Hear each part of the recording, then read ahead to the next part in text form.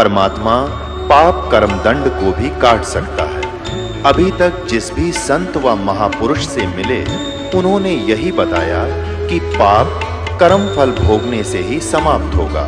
वो प्रभु कौन है जो पाप कर्म को काट देता है, वो काल के बंधन से छुड़वा देता है। उसका क्या नाम है, पूजा की विधि क्या है?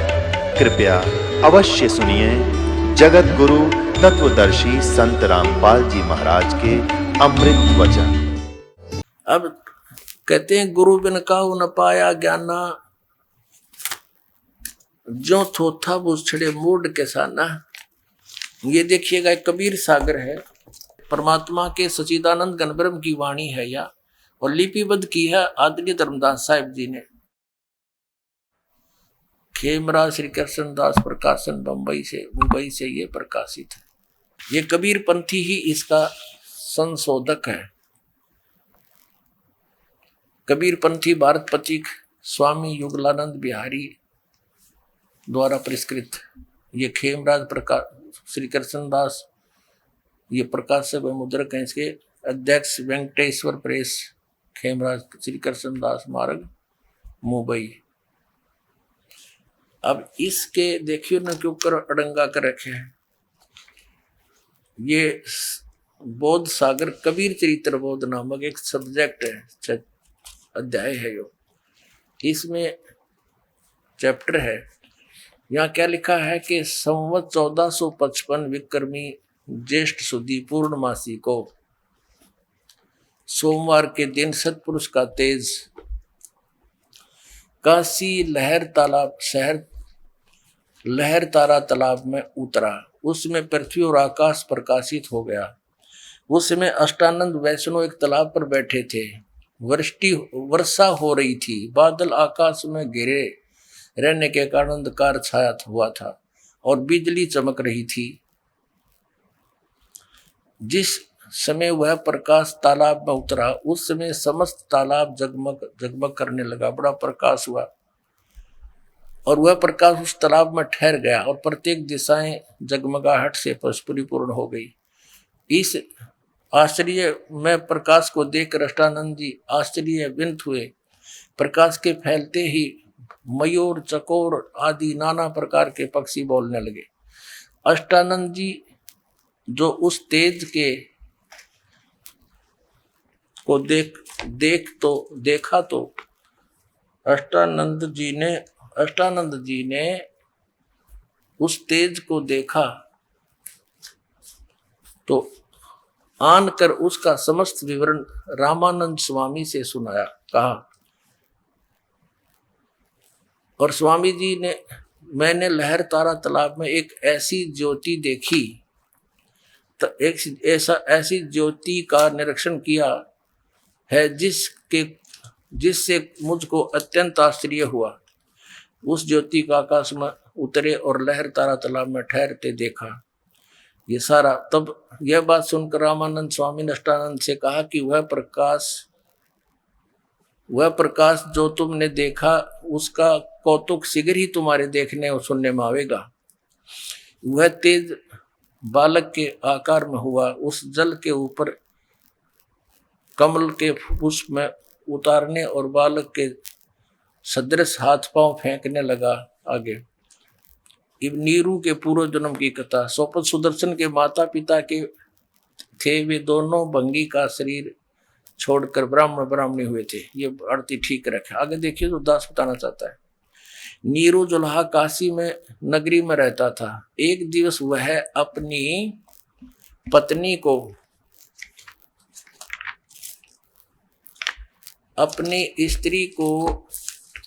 अपनी स्त्री से चला आता था। अच्छा, देववात वह लहर तारा तालाब के समीप से निकला। उसकी स्त्री नीमा प्यासी हुई और जल पीने के निमित्त वह तालाब पर गई। वहां देखा तो एक बड़ा ही सुंदर बालक को कमलों में तैरता फिरता है और हाथ पांव फेंक रहा है। उस बालक को देखकर नीमा तालाब के भीतर घुसकर बच्चे को अपनी गोद में उठा लिया और तालाब से बाहर निकलकर नीरू के पास आई।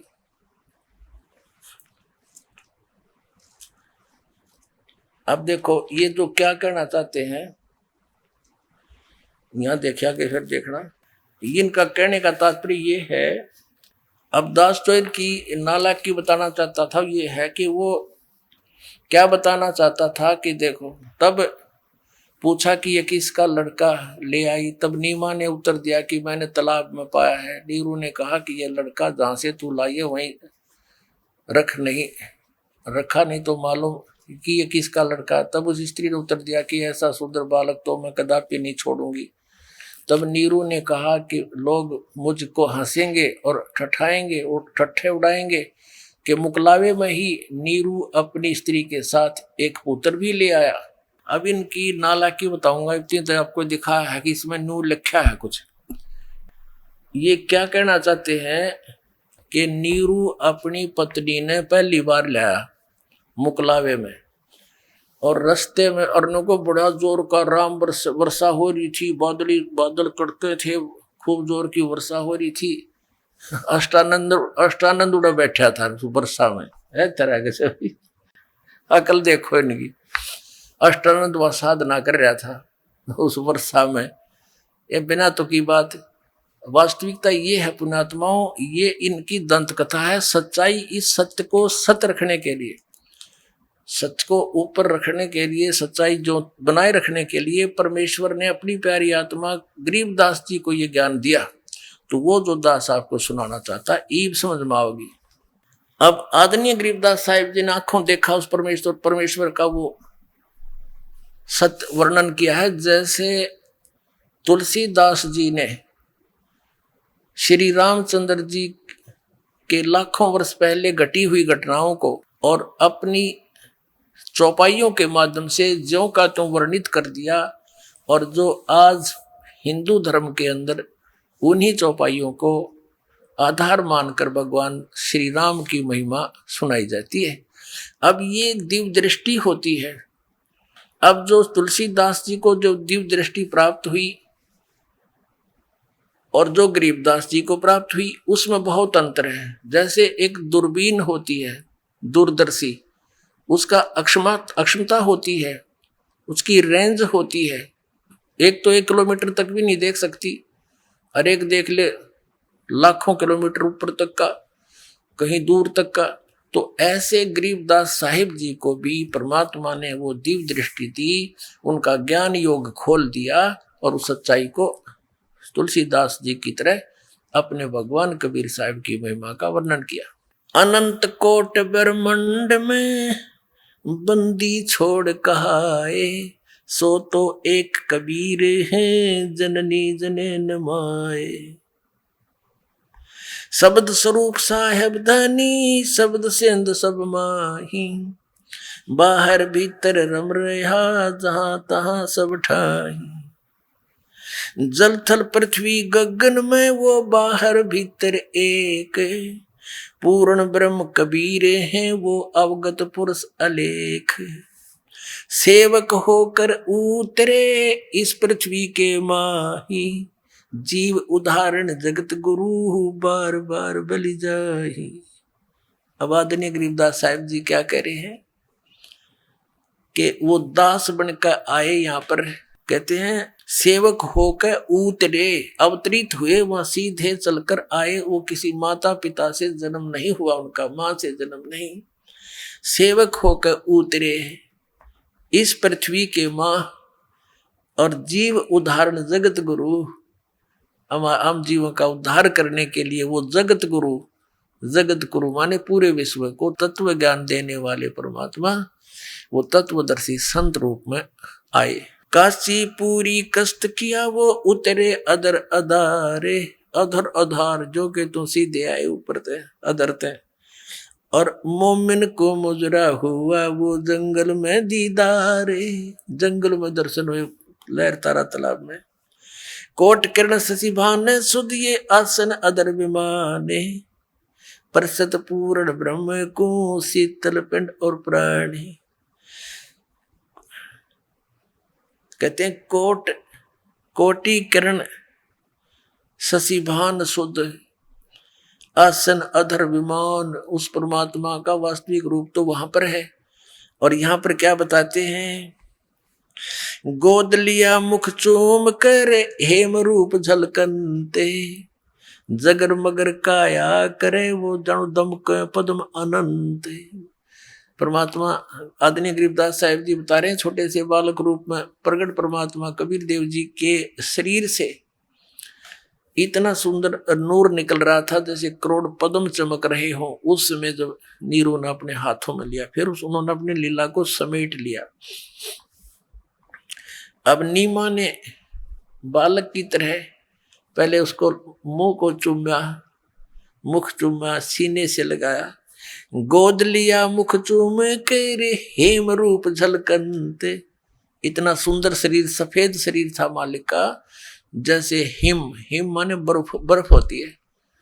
जैसे कपड़ा लेने जाते थे दुकानदार से कहते हैं भाई सफेद देना, वो कहता था देखो स्नो व्हाइट है, स्नो व्हाइट माने बर्फ जैसा सफेद है। तो यहाँ उसी को कह रहे हैं गरीबदास साहब जी के गोद लिया मुख चूम कर हिम रूप झलकनते, बर्फ जितना सफेद मालिक का चेहरा, और जगर जगर मगर काया कर जणु दमके पद्म अनंत, काशी उमटी गुल भया वो मोमन का घर घेर। अब क्या हुआ, नीरू स्नान कर रहा था और नीमा वहां भगवान के दर्शन कर कर परमात्मा का स्पर्श करके सीने से लगा लगा के आनंदित हो रही थी। अब नीरू स्नान करके आया, उसने देखा कि यह तो बच्चे में बहुत मस्त होगी, तो उसने हिसाब लगाया कि यदि हम इस बच्चे को घर ले जाएंगे तो काशी के लोग कहेंगे यू किसका बालक कहाँ से उठा लाए तुम। और पहले तो हमारा कोई मुसलमानों में मित्र नहीं, हिंदुओं से संपर्क रहा नहीं, तो ये हमें नगर से निकाल देंगे और बच्चा भी छीन लेंगे। ऐसा कुछ सोचकर अपनी पत्नी से कहा नीमा तो इस बालक को यहीं छोड़ दे, इसी में हमारा हित है। नीमा कहने लगी जी पता नहीं इस बालक ने मेरा क्या जादू कर दिया, मैं छोड़ नहीं सकती, मैं प्राण त्याग दूंगी, इस बिना मैं रह नहीं सकती। अब नीरू ने पूरे जीवन में अपनी पत्नी की तरफ प्रथम दिन उस दिन हाथ उठाया था उसको थप्पड़ मारने के लिए, और कहा था, कहने लगा कि तू जिद्दी होगी, हट्ठी होगी है, मैंने तेरी किसी भी बात को आज तक मोड़ा नहीं, इसलिए नहीं मोड़ा कि हमारे संतान नहीं, और जो तू कहती रही मैं स्वीकार करता रहा कि इसकी आत्मा दुखी ना हो। जिस कारण से तू एक जिद्दी होगी है, हट्ठी होगी है, और आगा पीछा कुछ देख नहीं रही है, सब कुछ बता के हमसे बच्चा भी छीन लेंगे, देश ये गांव से भी निकाल देंगे, और तू मान जा। तो उसने ऐसे थप्पड़ किया था कि तेरा मार दूंगा ना, इसे न रख दे। तो परमात्मा बोले वो नवजात शिशु रूप में कि नीरू मुझे घर ले चलो, तुम्हें कुछ नहीं होने वाला। अब वो डर गया कि बालक बोला, एकदम घबरा गया कि कोई फरिश्ता ना हो और तेरे ऊपर कोई आपत्ति ना आ जा, चुप करके आगे चल पड़ा। अपने आत्माओं, परमात्मा 25 लोग आगे देखने के लिए दूर दूर से। अब ये तब नो तो पूछो भी कहाँ मिला कि ऐसे ऐसे लहर तारा तालाब पर, कमल के फूल पर।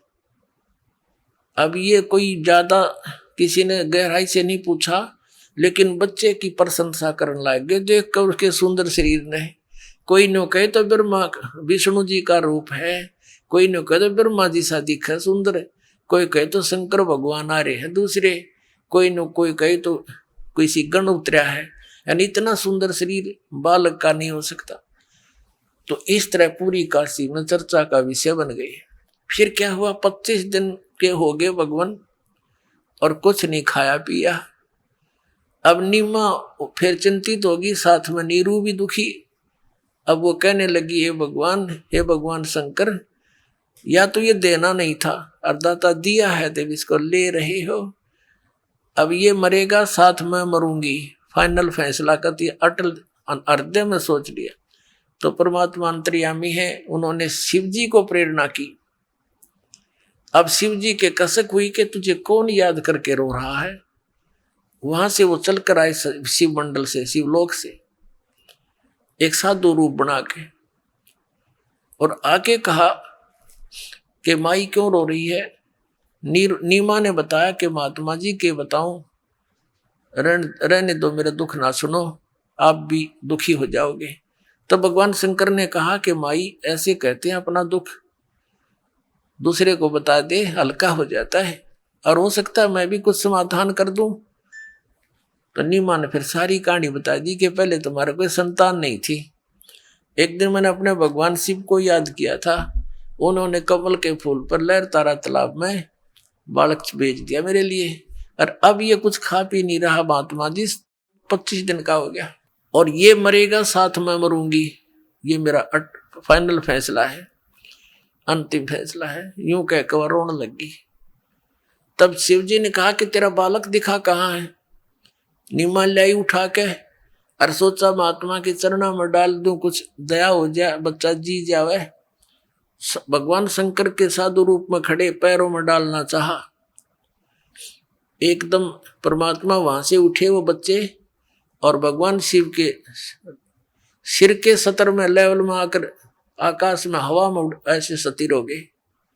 तब भगवान शंकर ने ऐसे किया, उनकी गोद में आ गए, और वहां काफी देर उनकी आपस में चर्चा हुई।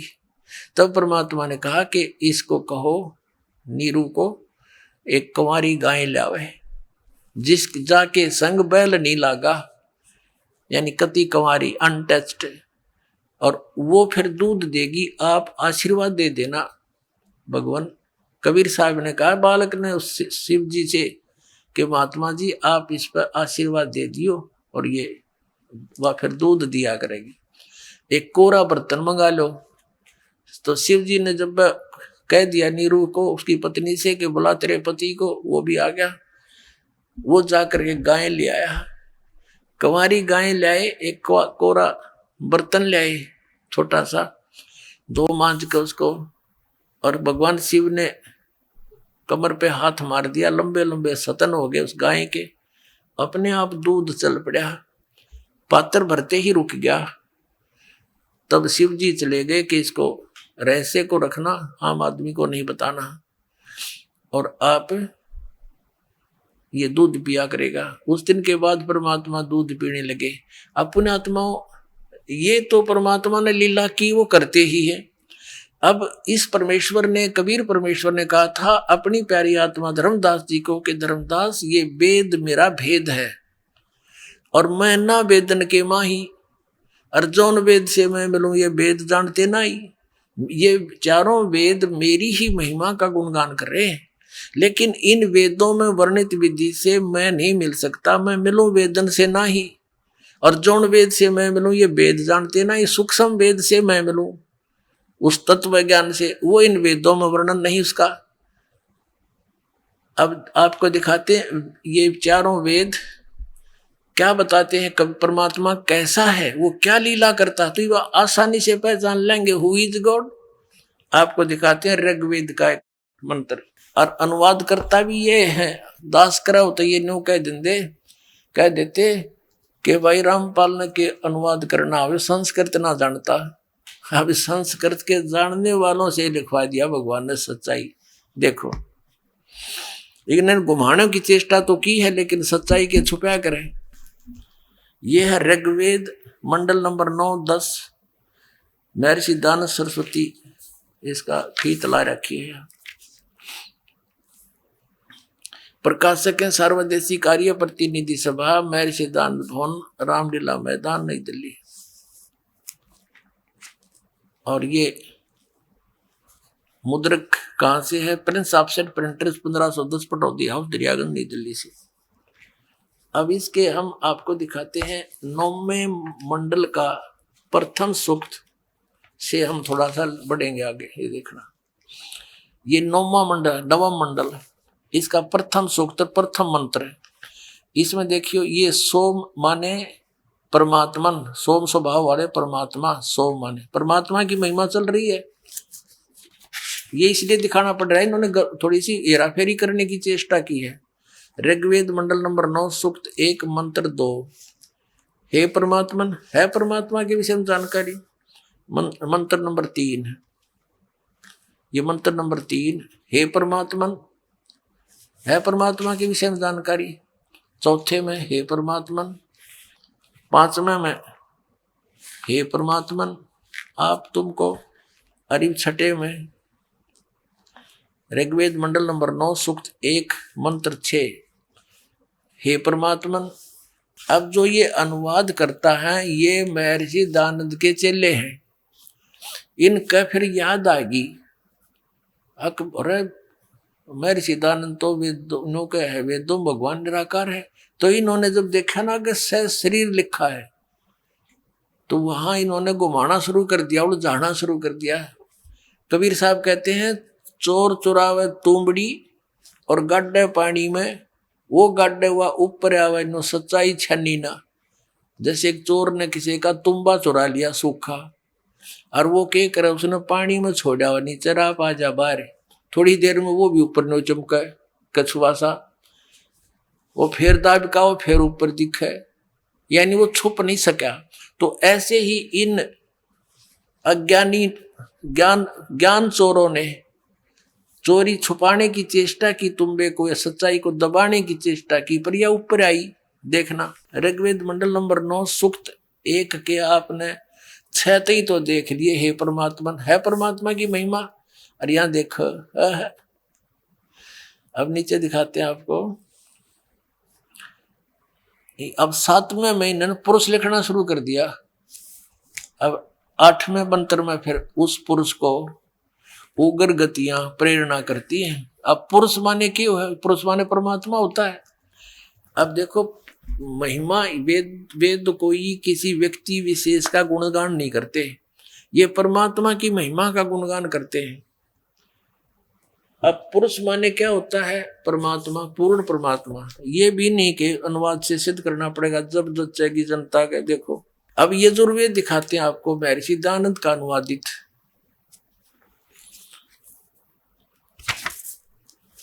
और ये वहीं से प्रकाशित है। ये इसका अनुवादक है महर्षि दानंद सरस्वती, प्रकाशक ये वही वाले हैं। और इसके कति लास्ट वाले मंत्र में, अभी आपको पहले भी दिखाया था, फिर दिखाना पड़ेगा, प्रसंग दूसरा हो गया। ये 40वां अध्याय यजुर्वेद का, और ये 17वां श्लोक मंत्र, ये 17वां, ये 4440वां अध्याय 17वां श्लोक। अब इसमें क्या बताया है, इसने अनुवाद किया कि हे मनुष्य, जिस ज्योति स्वरूप रक्षक मुझसे अविनाशी यथार्थ कारण के आच्छादित मुख के तुल उत्तम अंग का प्रकाश किया जाता है, जो वह प्राण व सूर्य मंडल में पुरुष है, माने ये देखो पुरुष है, पुरुष है माने पूर्ण परमात्मा है, पुरुष माने पूर्ण परमात्मा, ये सोच करते। अब हमने ऋग्वेद फिर ले लिया, यजुर्वेद धर दिया। अब देखो ये ऋग्वेद फिर ले लिया हमने, और ये देखो हम जहां आपको लाना चाहते थे, ऋग्वेद मंडल नंबर 9 सूक्त 1 मंत्र, हम आपको 8 पर ले आए। 8 पर उस पुरुष को, उस पूर्ण परमात्मा को, पुरुष माने पूर्ण परमात्मा को उग्र गतियां प्रेरणा करती हैं, यानी उग्र परिस्थितियां हो जाती हैं। जब भगवान नीचे आता है हाहाकार मच जाती है, न्याय भाव कुछ रहता नहीं है, तो वो भासमान शरीर को वह पुरुष व परमात्मा प्राप्त होता है। अब देखो आगे, और जिसमें 3 प्रकार से दूसरों का वारण करने के लिए, कल्याण करने के लिए मधु में शरीर मिलता है, उस परमात्मा का 3 प्रकार की सतिथि में वो सबका धारण पोषण करते हैं, वारण करते हैं। अब ये दूसरी सतिथि में यहाँ पर वर्णन किया है कि जब वो परमात्मा शिशु रूप धारण करके आता है, शिशु बालक का, तो उसमें उसकी परिवर्ष की लीला का वर्णन है।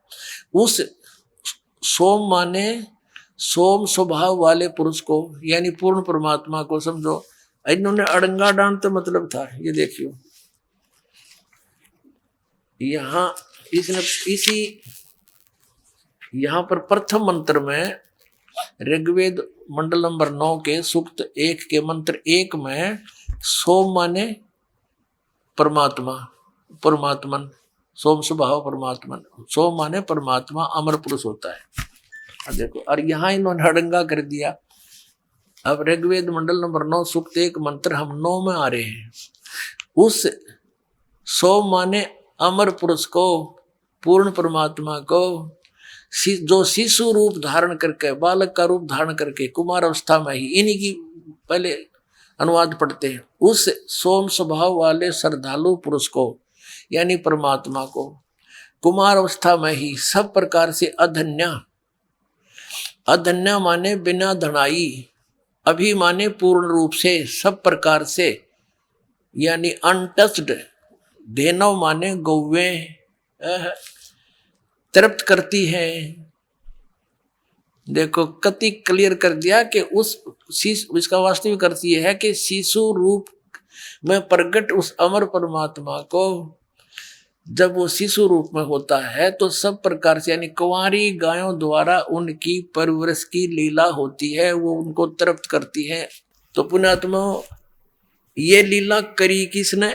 आज तक इतिहास दिखाया जो किसी भगवान का, किसी मजहब के भगवान का, इस कबीर साहब ने छोड़ के। तो who is God? Kabir is God. बोलो सतगुरुदेव।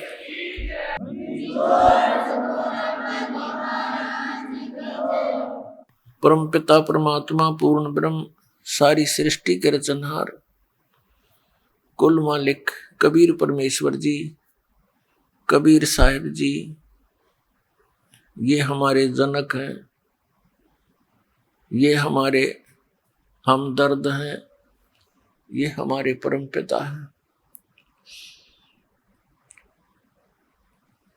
हमारे दुखों को देखकर ये परमात्मा बहुत दुखी रहते हैं और कोशिश करते हैं कि किसी प्रकार इन भोली आत्माओं को इनके मूल स्थान का पता लग जाए, ये कहाँ से आए हैं और किस कारण से यहाँ आए हैं, और यहाँ पर जो ये जीवन जी रहे हैं ये कितना कष्ट में समय व्यतीत कर रहे हैं। लेकिन जहां हम रह रहे हैं, जिस भगवान के, जिस मालिक के अंतर्गत हम रह रहे हैं, ये काल भगवान है।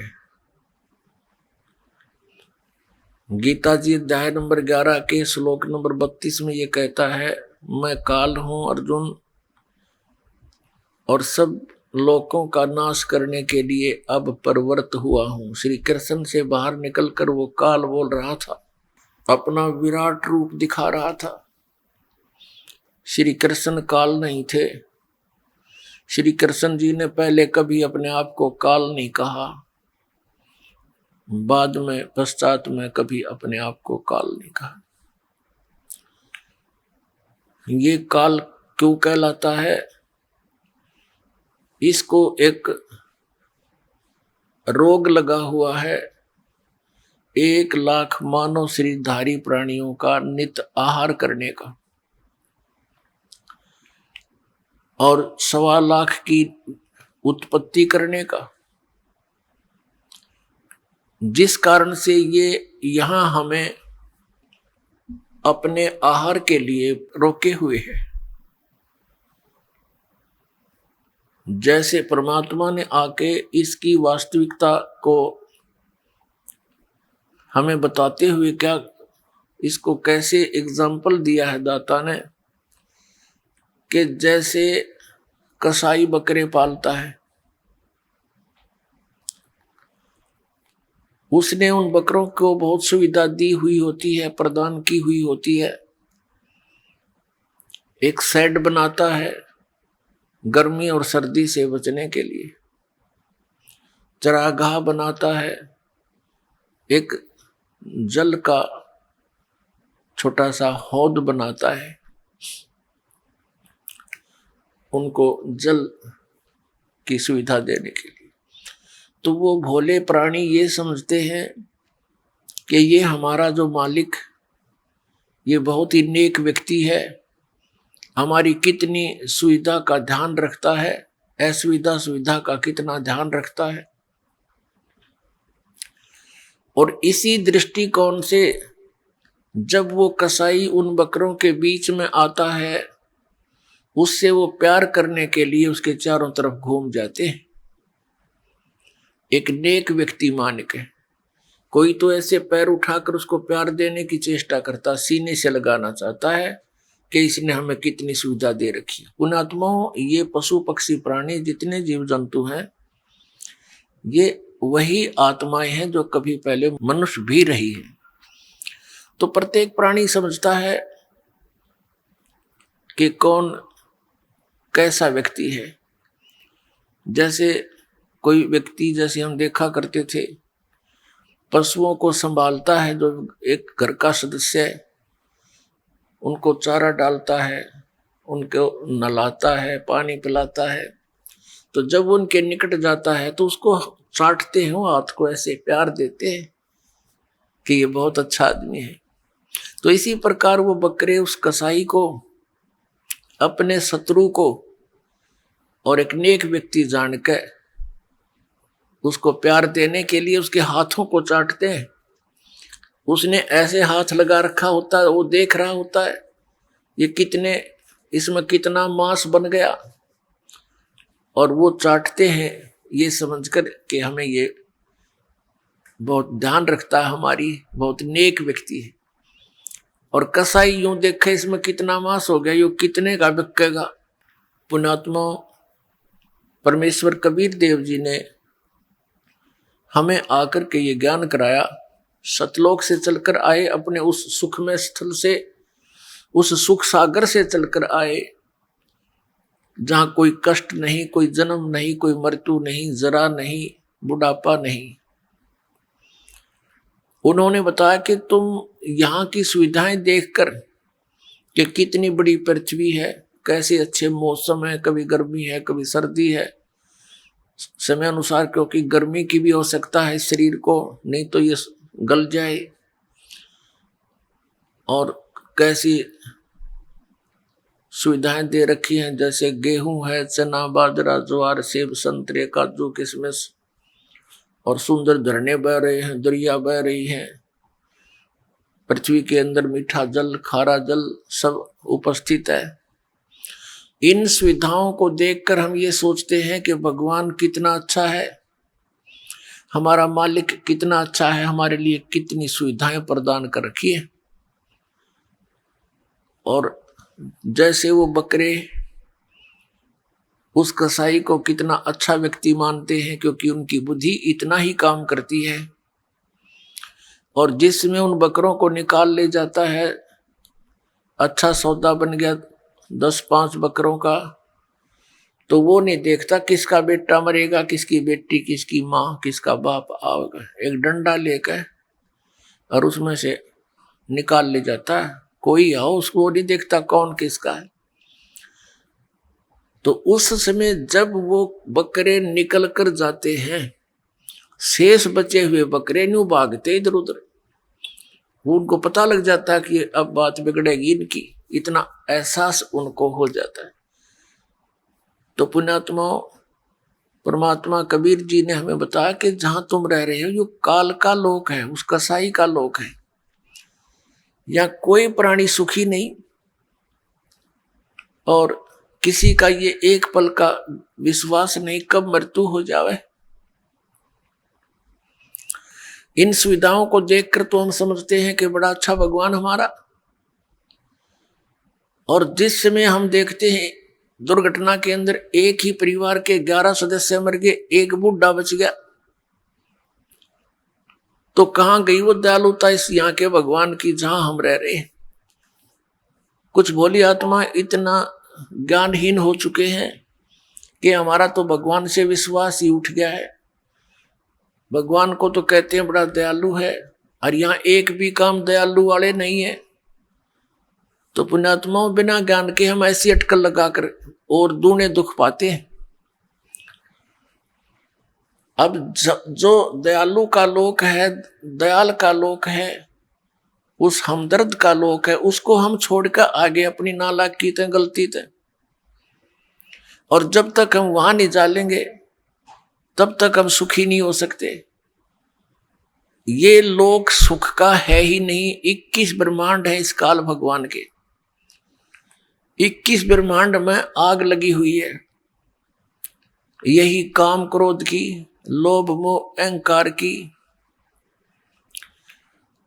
स्वर्ग के अंदर देख लो उन देवताओं के आपस में लठबाजें, एक दूसरे की स्त्री पर बुरी नजर रखे। जो कर्म यहाँ के प्राणी करते हैं वो यहाँ के स्वर्ग और महास्वर्ग के, वो जिनको हम देवता कहते हैं, वो भी यही करते हैं। तो कहाँ सुख होगा इस प्राणी को? जो साधनाएं आप जी अभी तक किया करते थे, वेदों में वर्णित विधि, उसकी अंतिम उपलब्धि स्वर्ग प्राप्ति है, महास्वर्ग यानी ब्रह्मलोक प्राप्ति है। और वहां गए हुए प्राणी भी फिर पुनर्जन्म में आते हैं। तो पुण्यात्माओं, इस ज्ञान को देने के लिए स्वयं परमेश्वर आते हैं। और अब ये जो समागम सत्संग समारोह चल रहा है, ये उस शुभ दिन के उपलक्ष्य में है जिस दिन इस कलयुग के अंदर वो परमात्मा अपने लीला अनुसार प्रत्येक युग में आते हैं और एक शिशु रूप धारण करके किसी सरोवर के अंदर कमल के फूल पर विराजमान होते हैं, और वहां से कोई निसंतान दंपति उनको उठा ले जाते हैं। वो चारों युगों में ये लीला करते हैं, क्योंकि काल जैसे कलयुग के बाद में एक प्रलय होगी, सब अस्त व्यस्त हो जाएगा, पूरी पृथ्वी पर पानी ही जल ही जल हो जाएगा, ऊंचे स्थल कुछ बच जाएंगे जहां जा करके प्राणी अपनी जान बचाएंगे थोड़े बहुत, और उसके बाद फिर उनके परिवार नष्ट हो जाएंगे, कुछ एक बचेंगे, ना उनके पास कोई इतिहास बचेगा, ना कोई ज्ञान बचेगा, फिर नए सिरे से सृष्टि प्रारंभ होगी।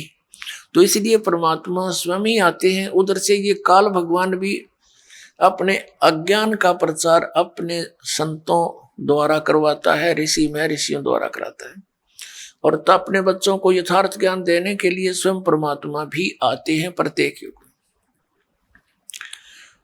उन भगवान ने स्वयं अपनी सच्चिदानंद घन ब्रह्म की वाणी में, कबीर वाणी में बताया है कि सतयुग में सत सुकृत कह टेरा, त्रेता नाम मुनिंदर मेरा, द्वापर में करुणा में कहाया, और कलयुग नाम कबीर धराया।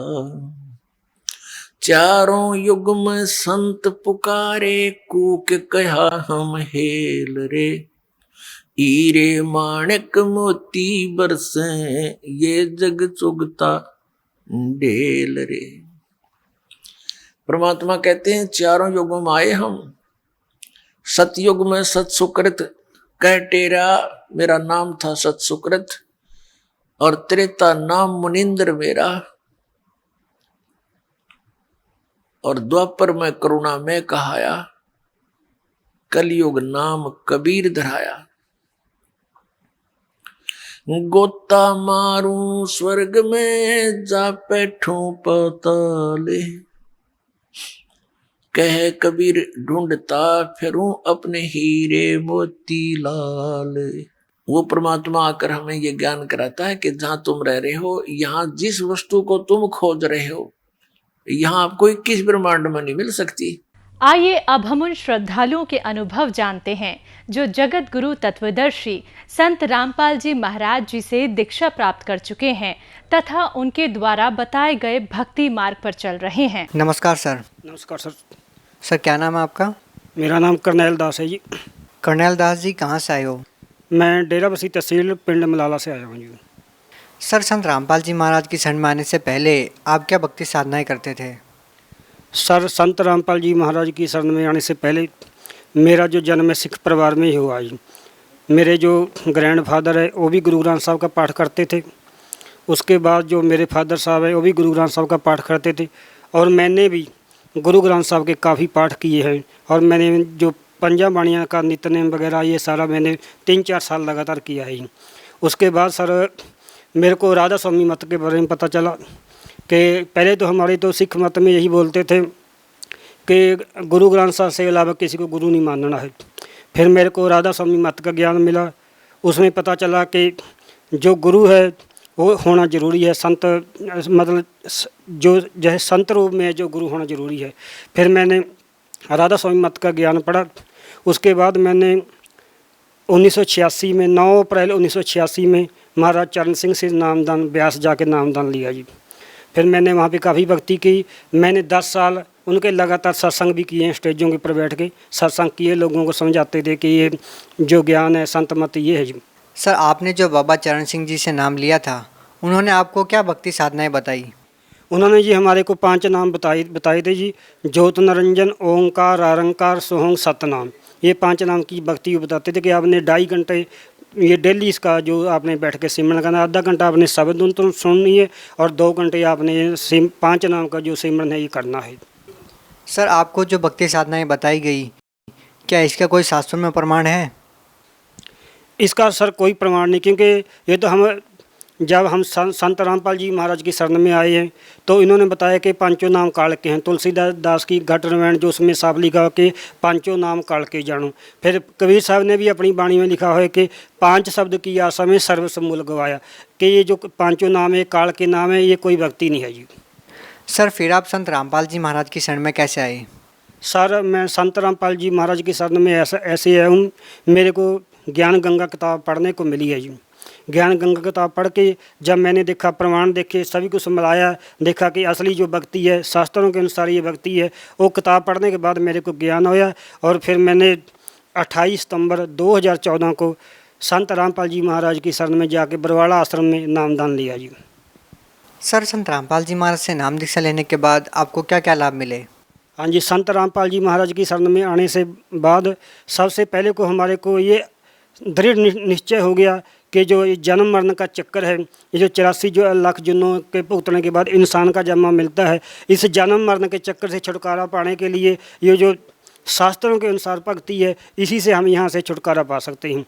दूसरी बात, मेरे को ये सर एक्सीडेंट हो गया था, मैं ड्यूटी पे जा रहा था। ऐसे हुआ कि जब मेरा एक्सीडेंट होया जी, एक्सीडेंट होने के बाद मेरा मोटरसाइकिल पूरा टूट गया। उसके बाद जैसे ही मेरा एक्सीडेंट होया तो मैं 6-7 फुट ऊपर उठा दिया, ऐसे मतलब 6-7 फुट ऊपर गया हूँ। ऊपर होने के बाद मेरे को ऐसे लगा परमात्मा ने मेरे को ऐसे गोद में उठा के ऐसे सड़क के किनारे लगा दिया, ना मेरा कोई सिर लगा रोड के ऊपर। वहाँ के कम से कम 20-50 बंदे इकट्ठे हो गए, तो बोलते कि बंदे को ये मर जाएगा, बचेगा नहीं है। उसके बाद मेरे को गुरु महाराज जी ने ऐसे उठाया और साथ में ये थोड़ा सा फ्रैक्चर मेरा हड्डी लगा दी, यहाँ फ्रैक्चर हो गया। फिर मेरे को बत्ती हॉस्पिटल चंडीगढ़ में मैंने आपके बच्चों को फ़ोन किया, वो चंडीगढ़ हॉस्पिटल में मेरे को लेके गई। रात को डॉक्टर ने CT स्कैन किया, डॉक्टर पहले बोलने लगा कि आपको ऑपरेशन होएगा। उसके बाद बस सुबह जब दूसरा डॉक्टर आया, उसने रिपोर्ट देखी, बोलता कि ऑपरेशन की कोई लोड़ नहीं, आप ऐसे करो बेल्ट लगा के रखो। फिर मैंने 2 महीने बेल्ट लगा के रखा। फिर मैंने प्राइवेट भी CT स्कैन दिखाया, प्राइवेट वाले भी यही बोलने लगे कि आपको कम से कम 99% तो ऑपरेशन कराना ही पड़ेगा। लेकिन गुरु महाराज की दया से वो मैंने बेल्ट लगाने से ही मेरी जो हड्डी है बिल्कुल सेट हो गई और मेरे को भी कोई तकलीफ नहीं है इस टाइम। उसके बाद सर मेरे को जो आर्थिक लाभ हुए, आर्थिक लाभ ये है कि जैसे ही मेरा एक्सीडेंट हुआ तो मैं ड्यूटी करता था, मेरी प्राइवेट जॉब है, सिक्योरिटी गनमैन की सिक्योरिटी में ड्यूटी करता था। मैं सर 2 महीने घर में ही रहा हूँ। 1 महीना मेरे को वहाँ पे लगा हुआ था, सिर्फ मेरा ESI का कार्ड बना था।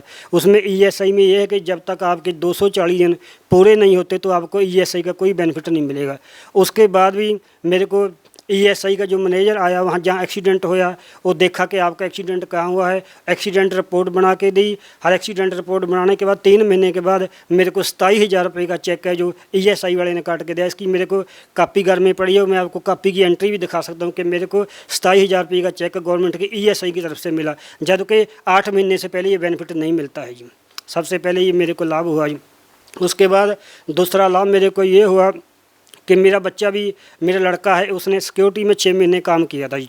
6 महीने काम करने के बाद हमारा प्रोविडेंट फंड कटता है, 6 महीने में उसका 3,000 रुपये फंड कटा, 500 रुपया महीना कटता था फंड। उसके साथ ही दूसरा एक लड़का और लग रहा था, उसका भी 500 रुपये फंड कटता था। मेरे लड़के ने 6 महीने लगाए, दूसरा जो लड़का था उसने 1.5 साल उसे सिक्योरिटी में लगाया। जब हमने पीएफ का फार्म भरा तो पीएफ में जो मेरे लड़के का पीएफ प्रोविडेंट फंड था वो 29,000 रुपये आया, जबकि 3,000 का डबल 6,000 आना चाहिए था। वो 29,000 रुपये आया, और जो लड़का 1.5 साल काम कर रहा था उसका लड़के का 25,000 रुपये आया। ये भी मेरे पास प्रूफ है और एंट्री है कापी में सब। उसके बाद ये सारी आध्यात्मिक लाभ हुए हैं मेरे को जी, आर्थिक लाभ जो हुए हैं जी। सर, आप महाराज चरण सिंह जी के आश्रम में गए, वहाँ पे आपने 10-15 साल तक उनकी भक्ति की। फिर आप सतलोक आश्रम बरवाला में संत रामपाल जी महाराज जी के सानिध्य में आए। सर, जहाँ से आप पहले जुड़े थे बाबा चरण सिंह जी महाराज से, और सतलोक आश्रम बरवाला की व्यवस्था में आपको क्या भिन्नता नज़र आती है? हाँ, इसमें सर ये भिन्नता है, जब हम राधा स्वामी डेरा ब्यास में जाते थे, सबसे पहले तो वहाँ पे ये है कि जो लंगर है वो जो गरीब लोग हैं उनके लिए अलग अलग लंगर है। वहाँ पे जो पैसे बड़े लोग हैं उनके लिए अलग कंटीनें बनी हुई है कि जिसके पास पैसा वो बढ़िया भोजन कर सकता है। जबकि संत महाराज, गुरु महाराज रामपाल जी महाराज जी के आश्रम में ये ऐसा नहीं है। वहाँ पर चाहे कोई गरीब है चाहे कोई अमीर है, सभी एक ही लाइन में बैठ के लंगर छकते हैं। दूसरी बात ये है कि जब हम महाराज चरण सिंह के दर्शनों के लिए जाते थे, वहाँ पे जो वीआईपी बंदे थे उनको कार्ड मिलता था, उनके लिए अलग लाइन लगती थी, और जो आम लोग हैं उनके लिए अलग लाइन लगती थी। जबकि गुरु महाराज संत रामपाल जी महाराज के आश्रम में ऐसा नहीं। वहाँ पे चाहे कोई अमीर आता है चाहे कोई वीआईपी है, सभी लाइन में लग के दर्शन करते हैं। सबसे बड़ी भिन्नता ये हमारे को नज़र आई है उसमें। जैसे हम ब्यास जाते थे, वहाँ हमारे को बिस्तरा भी ले जाना पड़ता था, साबुन तेल भी ले जाना पड़ता था। जैसे ही हम गुरु महाराज के सतलोक आश्रम बरवाला में जाते थे, वहाँ हमारे को बिस्तरा ले जाने की कोई ज़रूरत नहीं पड़ी, ना ही साबुन तेल ले जाने की ज़रूरत पड़ी। वहाँ पे हर एक चीज़ जो फ्री ऑफ कास्ट आश्रम की तरफ से भक्तों को मिलती है। सर, आप पंजाब की धरती से बिलोंग करते हैं। सर, पंजाब की धरती को गुरुओं की भूमि भी कहा जाता है, और गुरु नानक देव जी ने अपनी वाणियों में गुरु की बहुत महिमा गाई है। और आपने पहले राधा स्वामी पंथ के संत श्री चरण सिंह जी महाराज से नाम दीक्षा ले रखी थी, फिर आप संत रामपाल जी महाराज जी की शरण में आए। सर, क्या आपको लगता नहीं कि गुरु बदल के आपने कोई पाप किया? नहीं सर, ऐसा कोई नहीं है, क्योंकि कबीर साहब ने भी अपनी वाणी में लिखा है, जब तक गुरु मिले न साचा, चाहे करो 10 चाहे करो 50। वैसे भी हम दुनियादारी के तौर पे भी अगर हम किसी डॉक्टर के पास जाते हैं, तो अगर एक डॉक्टर से हमारे को आराम नहीं मिलता है तो स्वभाव कह के हमारे को दूसरा डॉक्टर बदलना पड़ेगा। क्योंकि हमारे को वहाँ से आराम नहीं हो रहा, उसी के ऊपर अरूढ़ रहेंगे तो ये तो समझदारी की बात नहीं। हर कोई बंदा सोचेगा कि अगर आपको यहाँ आराम नहीं आ रहा है तो आप दूसरे किसी अच्छे डॉक्टर को दिखाओ जहाँ से आपको आराम होता है। ऐसे ही सर ये आध्यात्मिक मार्ग है। जब हम वहाँ से हमारे को चरण सिंह से नामदान लिया, कोई लाभ नहीं मिला, और जैसे ही हमने गुरु महाराज का ज्ञान सुना और इनका उपदेश सुना, उसके अनुसार फिर हमने भक्ति की। भक्ति के अनुसार हमारे को जो पहले 27 साल वहाँ पे जाते रहे, कोई लाभ नहीं हुआ। हाँ, अब हमारे को तकरीबन 1.5 साल का करीब हुआ। 2014 में हमारे को नामदान मिला था। 1.5 साल के करीब हमारे को परमात्मा ने दया करी है, घर में भी सुख शांति है। उसके बाद सर मैं एक बात आपको और बताना चाहता हूँ। जैसे ही मैं गुरु महाराज जी से नामदान लेके आया, उसके कुछ दिन बाद ये कांड हो गया। उसके मेरी घरवाली ने टीवी में प्रचार देखा कि जो मीडिया दिखा रहा है ये सही है। उसके बाद मेरी घरवाली मेरे से बहुत नाराज़ होगी। उसने मेरे गुरु महाराज की फ़ोटो फाड़ दिया, मेरा जो नामदान का फार्म था वो भी फाड़ दिया। कम से कम 2 महीने मेरे घर में बहुत कलेश रहा और मेरे को जीना हराम कर दिया। आसपास के जो मेरे साथी थे, राधा स्वामी थे, वो भी आके मेरी घरवाली को भड़काते थे कि ये तो राधा स्वामी था, सत्संग करता था, ये कैसे गुरु की शरण के पीछे लगे, देखो टीवी में क्या हो रहा वहाँ पे क्या हो रहा। उसके बाद फिर मैंने गुरु महाराज जी की प्रार्थना की कि महाराज मैं आपकी शरण में आया हूँ, आप ये तुच्छ जीव हैं, संसार के जीव हैं, इनको बुद्धि नहीं है, आप इनको समत दो। तो हौली हौली मेरे घर में 2 महीने में मेरे घर का जो माहौल था बिल्कुल शांत हो गया। अब मैं घर में 3 टाइम का अपना नित्यनेम भी करता हूँ। घर वाली वहाँ बैठ के हमारे गुरु महाराज जी का साधना चैनल पर सत्संग आता है। हालांकि उसने अभी नामदान नहीं लिया है, लेकिन अभी मेरे घर में कोई विरोधता नहीं और आराम से हम बैठ के मैं भक्ति करता हूँ और गुरु महाराज जी का सत्संग करता हूँ। घर का माहौल है बिल्कुल 2 महीने के बाद ही गुरु महाराज जी ने घर का माहौल जो है बिल्कुल शांत कर दिया, स्वच्छ कर दिया। अब मेरे बच्चे भी मेरा बड़ा आदर करते, नहीं तो सारा घर वाले विरोध करने लग गए थे। अब गुरु महाराज जी की बड़ी कृपा है और मैं गुरु महाराज जी का शुक्रगुजार हूँ कि उनकी दया से मैं उनकी भक्ति में लगा हूँ जी। सर सुना है कि संत रामपाल जी महाराज जी अपने श्रद्धालुओं को नाम दीक्षा देने से पहले कुछ नियम बताते हैं, जिनमें से पहला नियम है नशा त्यागना। लेकिन पंजाब जैसे राज्य में नशा के आदी लोग बहुत ज़्यादा है। कुछ लोग नशा छोड़ना चाहते भी हैं, लेकिन बहुत कोशिशों के बाद भी वो नशा नहीं छोड़ पाते हैं। लेकिन सर एक तरफ देखा जाए तो संत रामपाल जी महाराज के समर्थकों की संख्या इन दिनों यहाँ पे भी काफ़ी बढ़ी है। तो सर संत रामपाल जी महाराज जी आखिर ऐसा क्या ज्ञान बताते हैं कि लोग नशे जैसी बुरी आदत को भी छोड़ देते हैं? सर ये ऐसे है कि जैसे आप गुरु महाराज जी जितने भी आज शास्त्र हैं, गुरु ग्रंथ साहब है, कुरान है, गीता है, चारों वेद हैं, इनके अनुसार शास्त्र के अनुसार भक्ति बताते हैं। और ये भक्ति बताते हैं कि अगर आपने कोई भी भक्ति करनी है तो इसमें कोई भी नशा आपको प्रयोग नहीं करना है, क्योंकि जगह अगर हम नशा करेंगे तो नशा करते करते हम भक्ति नहीं कर सकते। तो गुरु महाराज की भक्ति ऐसी है, जैसे ही हम सिमरन करते हैं और ये नशे जो हैं ऐटोमेटिकली छूटने शुरू हो जाते हैं। क्योंकि गुरु महाराज का जो सिमरन है, प्रथम नाम पान जो गुरु महाराज जी सिमरन देते हैं, उस सिमरन में इतनी जब अगर आप कमाई करोगे तो आपको ऐटोमेटिकली ऐसे ही अनुभव होने लग जाएगा कि नशे तो कुछ भी नहीं है, ये तो कुछ भी नहीं है, हौली हौली ऐटोमेटिकली ये नशे छूटते जाएंगे। जबकि गवर्नमेंट ने जो जोर ला लिया, गवर्नमेंट अपने पैसे के जोर से नशा जो लोगों को छुड़ाना चाहती है, लेकिन ये अध्यात्म का मार्ग है। गुरु संत रामपाल जी महाराज अध्यात्म का मार्ग ऐसी भक्ति देते हैं कि ऑलरेडी जो नशा है जो ऐटोमेटिकली जीव इसको छोड़ देता है। सर ऐसे है कि जैसे ही संत रामपाल जी महाराज भक्ति बताते हैं तो संत रामपाल जी महाराज जो भक्ति बताते हैं उनकी जो वचन है वो वचन में शक्ति है। जैसे कि प्रधानमंत्री है, वहाँ बैठे ही जो वचन बोल देता है उसकी वचन में शक्ति है, जो वचन बोलता है ऐटोमेटिकली वो काम दूसरे दिन ही शुरू हो जाता है। ऐसे ही जो परमात्मा के संत होते हैं, हम तो परमात्मा ही कहेंगे संत रामपाल जी महाराज को, क्योंकि हमारे को ये परमात्मा ही नजर आते हैं, इंसान नहीं है। ये तो इंसान के रूप में परमात्मा ही आए हुए हैं। इनके वचन में शक्ति है और इनका जो वचन है अध्यात्म का वचन है। इनके वचन द्वारा ही जो भक्ति करेगा, जो इनसे सिमरन लेके भक्ति करेगा तो ऐटोमेटिकली जो नशे जो छूटने शुरू हो जाएंगे। क्योंकि वाणी में भी लिखा है, सुरापान मद मांसाहारी गमन करे भोगे पर नारी, 70 जन्म कटम है शीशम साक्षी साहेब है जगदीशम। इस करके गुरु महाराज ने भी कहा, अमल हारी आत्मा करे न होवे पार। ये भी लिखा कि गुरु ग्रंथ साहब में भी लिखा कि जो कोई भी नशा करता है, जैसे बीड़ी सिगरेट तम्बाकू है, इस नशे को प्रयोग करेगा तो ये अगर असंख्यों जन्म भी भक्ति करता रहे तब भी ये इंसान जो जीव है यहाँ से पार नहीं हो सकता। सर संत रामपाल जी महाराज जी अन्य संतों के बारे में निंदा करते हैं, उनके ऊपर टीका टिप्पणी करते रहते हैं। सर आप इसके बारे में क्या कहना चाहेंगे? सर इस बारे में मैं ये कहना चाहूँगा कि वो निंदा नहीं करते हैं। जैसे देखो एक टीचर है जो एक विद्यार्थी को पढ़ा रहा है।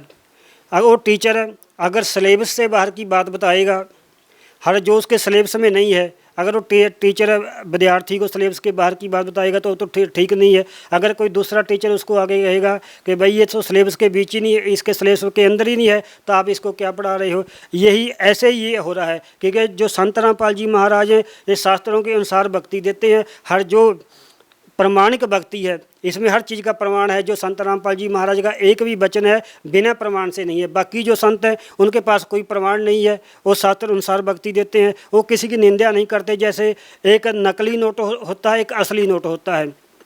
अगर कोई नकली नोट वाले को बोले कि ये नकली निंदा कर रहा है, ये नकली नोट की पहचान गलत बता रहा है, ऐसा नहीं है सर। ऐसे ये है कि नकली और असली की पहचान संत रामपाल जी महाराज बताते हैं कि ये जो भक्ति जो बाकी संत देते हैं ये डुप्लीकेट भक्ति है, इनके पास कोई प्रमाण नहीं है। जो संत रामपाल जी महाराज की भक्ति है प्रमाण भक्ति है और वेदों के अनुसार भक्ति है सर, शास्त्रों के अनुसार भक्ति है सर। सर गुरु ग्रंथ साहिब में एक प्रकरण आता है, एक वाणी आती है, सोए गुरु पूरा कहावे जो 2 अक्षर का भेद बतावे। सर तो क्या संत रामपाल जी महाराज उन्हीं 2 अक्षरों का भेद बताते हैं? हाँ जी बिल्कुल, वही 2 अक्षरों का भेद बताते हैं। क्योंकि इसका प्रमाण हमने जन्म साखी में गुरु महाराज जी बताते, फिर मैंने जन्म साखी ला के पढ़ी। जन्म साखी में जो समुंदर की साखी है उसमें जो जिस टाइम ये बाला और मर्दाना ने गुरु नानक देव जी को बोला कि हमने जो लंका नहीं देखी, हम लंका देखना चाहते हैं। तो गुरु नानक देव जी ने बोला कि चले आँखें मिटो, हर यहाँ बैठो। जैसे उन्होंने आंखें बंद करी तो समुद्र के किनारे खड़े दिखाई दिए। हर जैसे ही समुद्र आगे आगे गुरु नानक देव जी चल रहे थे, पीछे पीछे बाला मर्दाना चल रहे थे। गुरु नानक देव जी जो गुरु महाराज जी हमारे को 2 अक्षर का ये नाम बताते हैं, वही नाम जो है गुरु नानक देव जी जप रहे थे। इसका जन्म साखी में प्रमाण है। उसके बाद दो बाले को बोला, मर्दाना को बोला कि तू वाहेगुरु वाहेगुरु जप। जब मर्दाना ने देखा कि गुरु नानक देव जी तो 2 अक्षर का नाम जप रहे हैं, मेरे को वाहेगुरु वाहेगुरु बोलने के लिए बोल रहे, तो मर्दाना भी जो था वही जो गुरु नानक देव जी 2 अक्षर का नाम जप रहे थे, मर्दाना भी वही जपने लगा। जैसे ही मर्दाना जपने लगा तो मर्दाना डूबने लगा। तो गुरु नानक देव जी ने पीछे मुड़ के देखा कि मर्दाना तो गोते खा रहा है। तो गुरु नानक देव जी ने मर्दाना को बोला कि मर्दाना, गुरु जो कह रहा है उसके ऊपर आपको वचन कर अमल करना चाहिए। तू वाहेगुरु वाहेगुरु ही बोल। जैसे ही मर्दाना वाहेगुरु वाहेगुरु बोलने लगा तो उसके समुद्र के ऊपर ऐसे तुरने लगा जैसे ज़मीन के ऊपर तुरते हैं। ये सर जन्म साखी के बीच प्रमाण है। उसके बाद प्राण संगली जो गुरु नानक देव जी की वाणी है, उस प्राण संगली के बीच भी ये 2 अक्षर का जो नाम है इसका प्रमाण है। यही 2 अक्षर जो संत रामपाल जी महाराज ने हम सबको जपने के लिए बताए हैं। सर आप भगत समाज को क्या संदेश देना चाहते हैं? भक्त समाज को सर मैं यही संदेश देना चाहता हूँ कि जो संत रामपाल जी महाराज है ये शास्त्रों के अनुकूल प्रमाणित भक्ति देते हैं। इसलिए मैं सभी को, मेरे जो भाई हैं बहन हैं, खास करके जो राधा स्वामी मत है उसमें जो अभी मेरे बहन भाई फंसे हुए हूँ, उनको मैं हाथ जोड़ के बेनती करना चाहता हूँ कि मैं 27 साल वहाँ पे गया हूँ।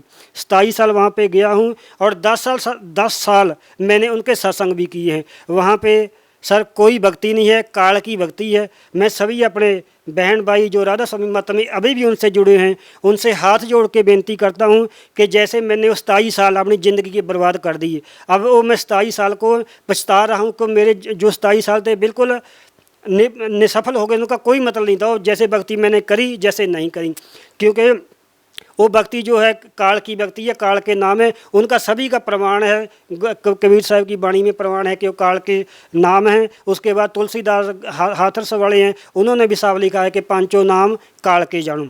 इस करके मैं सभी को निम्रता सहित बेनती करता हूं कि जितनी जल्दी हो सके गुरु महाराज जी संत रामपाल जी महाराज का चैनल पे सत्संग आता है 7:40 से 8:40 तक शाम को। उस सत्संग को सुने और गुरु महाराज की ज्ञान गंगा किताब जो है उसको पढ़ो। वो ज्ञान गंगा किताब मंगवाने के लिए जैसे ही गुरु महाराज जी का सत्संग आता है उसके नीचे एक पीली पट्टी चलती है, उस पर फ़ोन नंबर लिखे हुए हैं। उन फ़ोन नंबरों से आप कांटेक्ट कर सकते हो। और जिसने भी भक्त ने गुरु महाराज जी का संत रामपाल जी का नामदान की दीक्षा प्राप्त करनी है, वो नामदान की दीक्षा के लिए भी उन्हीं नंबरों से आप संपर्क कर सकते हो।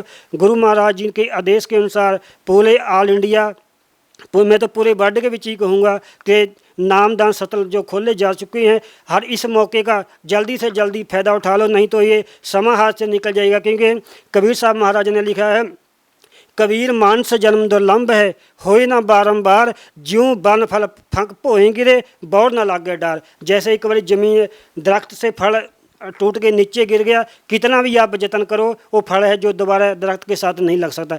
ऐसे ही अगर ये इंसान का जन्म एक बार हमारे हाथ से निकल गया, क्योंकि गुरु महाराज ने कहा है, कबीर साहब की वाणी है, कहता हूँ कह जात हूँ, कहूँ बजाकर ढोल, श्वासा खाली जात है, 3 लोक का मोल। कि अपने हमारे श्वास की इतनी कीमत है, चाहे एक पासे 3 लोक रख जाओ, हर एक भी श्वास जब हमारा आखिरी टाइम आएगा, कोई कितना ही यत्न कर ले, एक श्वास भी हमारे को जो मांगा हुआ नहीं मिलेगा। इस करके मैं सभी भक्त समाज को, अपने भाई बहनों को बेनती करता हूँ, प्रार्थना करता हूँ हाथ जोड़ के कि जितनी जल्दी हो सके संत रामपाल जी महाराज के ज्ञान को समझो और जल्दी से जल्दी इनसे नाम दीक्षा लेके अपने जीवन को, इस जन्म मरण के चक्कर को हमेशा के लिए समाप्त करके सतलोक चले जाओ। बहुत बहुत धन्यवाद सर। सच सही।